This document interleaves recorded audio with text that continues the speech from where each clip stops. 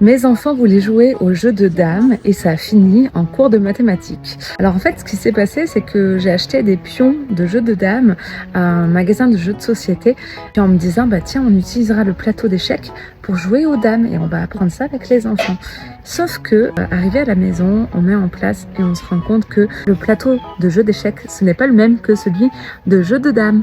Donc, on s'est retrouvé qu'on ne pouvait pas jouer aux dames. Alors, avec les enfants, de suite, on s'est dit, bah, on n'a qu'à le fabriquer. En fait, on a fait une version vraiment toute simple, sur un bout de carton, avec du crayon. Mais bien sûr, il fallait règles, il fallait faire finalement des divisions, des calculs. Et puis, en fait, ça a permis de réviser les droites parallèles, les droites perpendiculaires, les notions de carré, de rectangle, de division, de multiplication, et puis de tracer, de savoir construire ses propres figures géométriques pour avoir le résultat que l'on souhaite.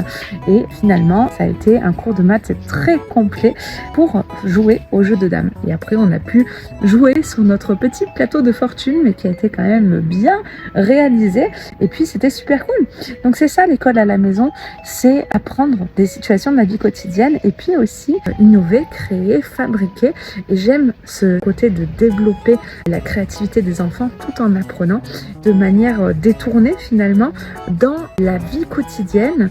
Et ce qui fait que là, on comprend réellement l'intérêt qu'il y a de savoir faire des mathématiques par exemple. Et toi, qu'est-ce que tu en penses? Est-ce que tu as déjà eu une expérience comme ça où finalement les mathématiques se sont avérées très utiles avec les enfants et où ça leur a permis d'apprendre tout un tas de choses?